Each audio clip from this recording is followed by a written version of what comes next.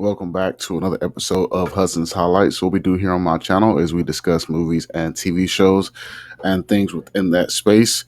So, a little bit of a special edition today. We're going to be talking about Last of Us Season 1, Episode 2. I was going to get this out on Friday, but we were working on a few extra things in the background, some of which you'll be able to see during this video. Just to make the channel a little bit better. So I decided instead of trying to squeeze it in on Monday, I do plan on doing some movie and TV news tomorrow. So I just decided, you know what, I can go ahead and drop this on Sunday for you guys. That way we can be back on schedule for Friday to discuss episode 3. So as I mentioned, this is a discussion of season 1 of The Last of Us. I mentioned before that we will be doing these weekly until we run completely through season 1 in anticipation for season 2 that will drop next month. This will be a full spoiler discussion, so if you have not checked out episode 1 and episode 2, I'm probably going to talk about both. So this is your warning. Go ahead and check out, go back and catch up with those 2 episodes, and then check back with us once you are done.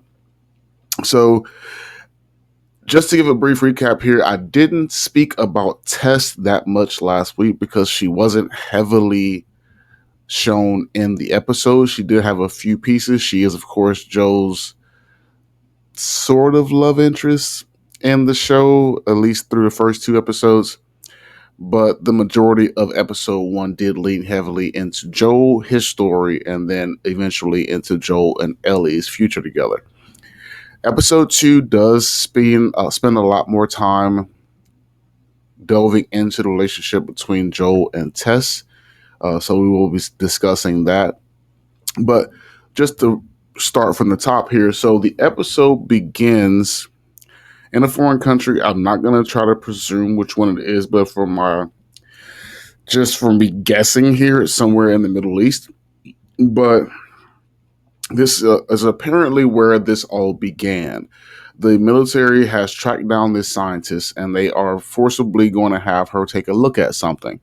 At this point in the show, we don't know exactly what that is, but of course, if you watch episode 1, you can kind of guess that something has something to do with the clickers, which is what they call the infected. They bring the professor to this lab, and you can kind of tell right then and there that something's wrong, because they walk her to this lab. She's fully geared up. They're fully geared up. But the problem is when they open the door to walk her into the lab, you can tell something's wrong right there because no one else follows her in. She walks in and they all stop. You can go check it out for yourself, so to speak. And she does, looking based on the information they've given her so far, she cuts open a piece of the infected's leg, which at this point we all assume this is probably an infected person, and you can see the cordyceps pouring through, moving within the host's leg, and then she opens the host's mouth, and the cordyceps attempt to grasp hold of her. Obviously, she, understanding what's happening here, is noticeably upset, noticeably disturbed by what she's seeing. We cut a little further after she's dressed down and she's back at what we assume is her home, and she's speaking with, let's just for the sake of speeding things along here, we're going to call him a general. He's a military higher up, and he's asking her professional opinion. Based on what you've seen, what should we do?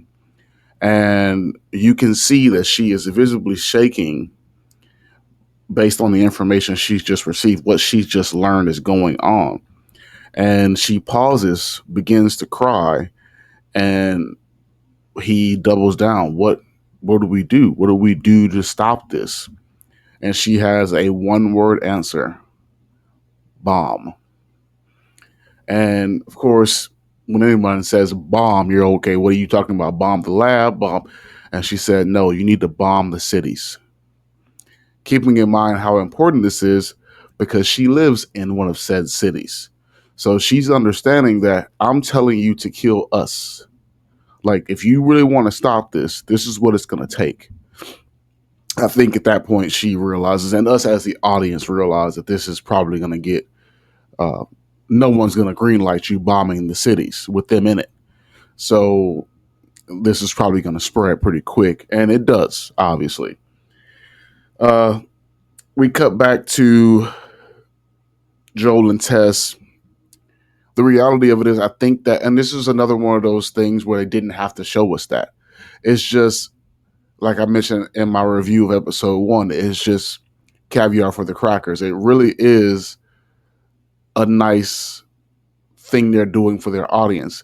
It's giving you more of depth of what's happening here, not just what's happening with Joel and Tess and your immediate characters, but also taking you, like in episode 1, where you have the prelude with the scientists having the discussion of how things would go if this were to happen. And now we are here in episode 2, and this is happening, and here we are again, juxtaposed with a scientist, and that scientist is saying, there is only one way to stop this, and you're not going to be able to do it. Just showing you how serious this is. But as I mentioned, we do cut to Joel and Tess, and at this point, they're obviously under the mission that we mentioned in episode 1, where they are escorting Ellie to this drop-off point. And it's obvious at this point that Joel does not trust that Ellie isn't fully infected. He even says something to the effect of, maybe she just hasn't turned yet. And so he's clearly skeptical about, just how realistic could this be that a person can survive the infection. Really just one of the things that stood out to me during the beginning of this episode is just how beautiful the cinematography is, how beautiful the landscape is. They did a really good job showing us the world view, is not just the character view. Like, you get a lot of nice scenes of them overlooking the city, just how the world has kind of reclaimed some of the areas that we have industrialized. And you see a lot of moss and trees growing in places that we wouldn't see now. So I think that was a really good touch. They do end up at a fork in the road where they have a decision to make. They understand that there's two paths, and Tess basically says, we can go the short way or the long way. And then Joel makes a smirk, and essentially what we find out is the long way, as far as they're concerned, is imminent death. So the short way is imminent death. So the long way it is. And they attempt to go the long way. They get separated. Some things are wrong. And at this point, we get a really nice scene between Joel and Ellie. And they try to have this weird, awkward small talk, which is kind of funny. You can tell that Ellie isn't a social butterfly, and obviously Joel isn't either. So watching those two try to banter was ridiculously hilarious. But true to the form of the show, we get straight back to depth. And after they try to have small talk, where you from, the seriousness of the conversation comes up, and Ellie, being a child, she asks, a serious question. She asks Joel, how long do the infected live? He gives her an answer. Some live 2 months, some live a couple of years, the big ones. And then she asks, have you ever killed any? And he said, yeah, a lot. And you can just see in her face, and you can see in his face, that he's understanding that this is still a child. Like, she does not understand the ways of the world yet. And you can see it in some of the decisions she makes. But Tess does regroup with them. They decide at this point, once they make it to the top of the building, so they can actually oversee what direction they were trying to travel, which will be the long way. The road they want to travel down at this point is layered with infected. And this is where Tess really shows her empathy for Ellie, understanding she's a child, understanding that she needs help here. And she really explains to her, listen, this is a dangerous place we're in. And Ellie obviously has questions, because she's looking over this ridge and she's seeing hundreds of infected all just laying there, but they're moving in a way as if they're all one being. And Ellie says, they're all connected. And then that's where Tess really gives not just Ellie, but us, the audience, a little bit of a backstory about how these things work. And Tess says they're more connected than you realize. And she gives her an example. She says, you can be somewhere and you can just step on some cordyceps in the ground, not even realizing what you just stepped on. And because they're connected through fungi in the ground, they can feel you step on that, and miles away you can wake up some clickers, and now they all know where you are and they're all coming for you. Just to give Ellie a sense of the danger that they're in, and also us, the audience, give us the audience an understanding of just how dangerous this world is. It's not just if you bump into a clicker. You can be walking down the street, step on some cordyceps, and activate a clicker you don't even know is there, which does play out later in the show. Um, really picks up from there. They decide at this point, because they see so many clickers laying in their path, obviously they're not going that way. So the only option left is the hard way, the short way. And the short way is through this museum. The museum, when you see it, it is, or you assume it is, or at least has been heavily involved with infected parties, because the cordyceps have essentially taken over the outside of the building. And Joel and Tess are clearly concerned about the direction in which they're choosing to travel. They all stop, take a second, reset, get the flashlights out, and then Joel tests one of the cordyceps in the ground by stepping on it first and then slamming it with his rifle, the butt of his rifle. He does determine that the cordyceps that are outside the building have all dried out, so very low chance of any communication between no cordyceps and anything that may be alive inside. They take that as a good omen and decide maybe they're all dead inside. Then that's the case. So they decide, well, the short way may be okay for us after all. We should have probably took this route to begin with. They get inside the museum, and as they're traveling through, Ellie bumps into a dead body, but not an infected dead body. This body looks like it had been attacked. Ellie even says, hey, I've been attacked by the infected before. This is not how they leave you. And at this point, they realize that they need to be on heightened alert, because not only is there a chance that there's infected inside, but something killed this guy, and we don't know what that something is. So they make it to the top of the staircase, and this is where they are attempting to make a crossing, and then we bump into a situation where some noises made because some things collapsed in the building, and then there actually is an infected person in the floor they're on, and it hears the noise. It hones in on them. It happens to be blind, because it looks like in the show the way the fungus spreads is that the first thing it does is consume this portion of your face with cordyceps, so it kind of inadvertently blinds you, but your hearing still works, so it's listening for them. This is where they try to basically make their way around it without making noise, but unfortunately the cordyceps hearing is pretty good, and it ends up hearing them breathing because Ellie is nervous. She's taking deep breaths at this point. She's, for what it appears to me, is probably on the verge of a panic attack, and Joe has to fire his rifle. Well, in doing so, we realize that not only is there one infected on the floor with them, there's three. This makes the travel that much more difficult. Obviously, now they're in this big fight. They're running for their lives on this floor. Joe eventually is able to take out the infected that are on the floor, but as they begin to travel along this path again, noticeably Tess is agitated. And you don't know why, but you know something's up with Tess pretty quickly after the commotion. And what we find out is they finally do make it to the rendezvous spot where they intended to pass off Ellie for the battery, the truck, and everything they needed to make it to his brother Tommy.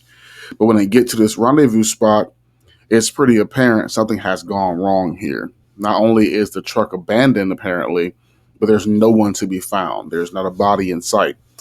And Joel takes it upon himself to investigate. He opens the truck door and there's blood splattered everywhere. He tells them to stay back. And this is when you know something's really wrong, because now not only is the mission that they set out to accomplish is it under jeopardy, but what's the direction forward from here? So Tess frustratingly grabs Ellie. Once Ellie realizes she can see a blood trail leading inside of the building, she says to them they went inside. And Tess grabs her arm, rushes inside, and then you realize there's been a massacre here. There's bodies laying all over the floor, and they clearly have been shot. This looks like there's been a gunfight here. But this isn't the right spot. You can see they had ammo, they had grenades, they had a stockpile, they had a truck ready to go. They intended to take a mission. They were prepared for a mission. And after Joel does some digging with the dead bodies, he realizes that there clearly was a situation that got them infected. Some were infected, some weren't, and they ended up in a firefight and basically just killed each other. And Joel decides at this point, we need to cut our losses. This mission's over. We need to go home. And this is where you see Tess get even more agitated. She's even more irritated. And she says, that place is not my home. And at this point, we realize when she says, our luck had to run out at some point. Not Joe, but Ellie reads the writing on the wall and says, oh my gosh, he's infected. And that's when you can tell Joel was kind of in denial. Like even when she said it, he was like, no way, not her. And then the look on Tess's face reveals that, yes, she was infected. Joel, even at that point, says, let me see it, because he wanted to see the proof in the pudding. And she reveals that she had, during the encounter in a previous building, we're assuming because how fast you can turn, that's where her agitation was coming from. She realized her life was running short. And, that's when she explains to Joel, listen, this is the end of the road for me. And really touching moment, because you can kind of see, like, throughout the show, episode 1 and 2, like Joel was kind of the one who didn't care for the most part, and Tess was fully involved in the relationship. And she even alludes to it towards the end here. But what ends up happening is one of the soldiers that were involved in the gunfight obviously wasn't dead. It pops his head up, begins to scream, but in Joel's irritation, he just, without thinking, fires. And when he fires on the infected, kills it, and it lands on this moss. Well, then you see what Tess was alluding to earlier in the show. You see these cordyceps come out of the ground and basically hold his hand. And it's basically, I guess it's sensing that his life force is fading.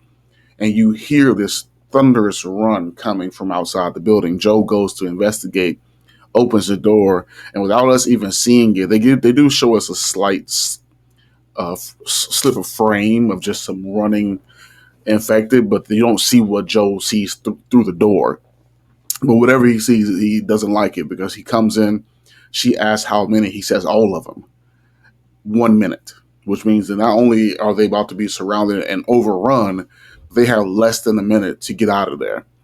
And this is when Tess decides to make the sacrifice play. She already knows she's infected. She goes to the tanks where the troops were going to use these fuel tanks to keep the truck fueled for their journey.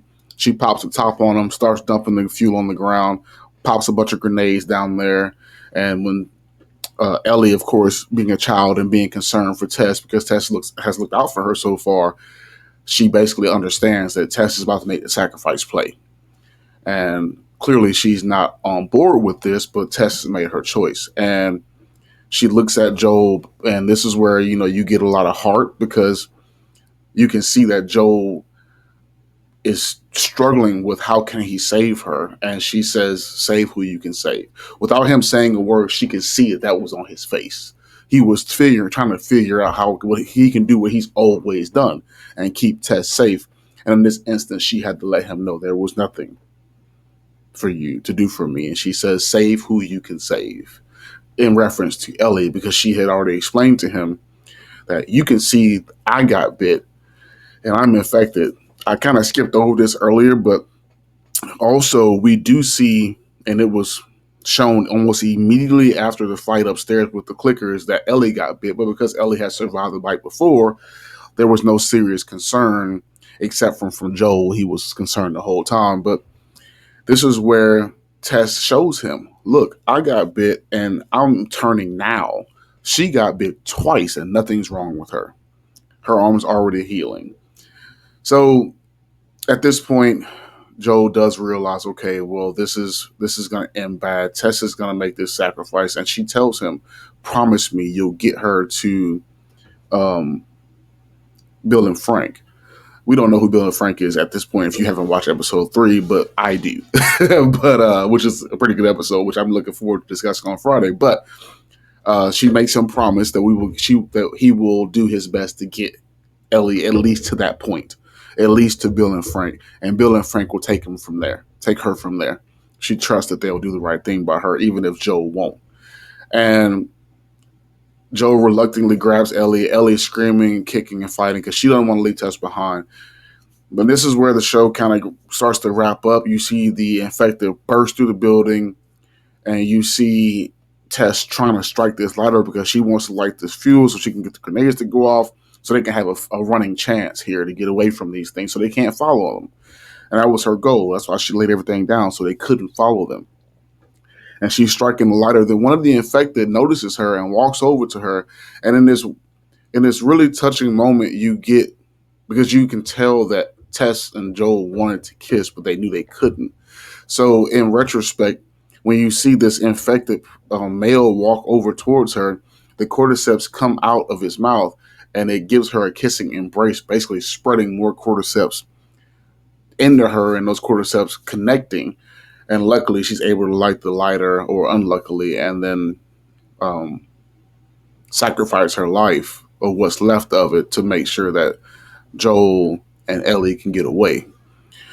And that's really the end of the episode. Looking forward to episode 3 because we spent a lot of time with Bill and Frank, who were mentioned in this episode, and really looking forward to recapping that episode with you guys, because that one was a banger. I think it ended up winning a Oscar or an Emmy for a single episode in the season. But let me know what you guys thought about the episode so far. I think it was lights out. I think the whole season was lights out, so that's not a shocker hearing that for me. But if you disagree with me, maybe I missed some points that you caught. You can leave all your thoughts down in the comment section below if you have not already. Please like and subscribe to the channel. And I will be doing a episode of Hudson's Highlights tomorrow. It'll be on movie and TV news. A few things have popped up a little more than last time, so I'm able to have enough here for you guys to have that episode on my channel tomorrow. But as I mentioned before, if you haven't already, please like and subscribe to the channel. And I will see you guys tomorrow on the next episode of Hudson's Highlights. Take care.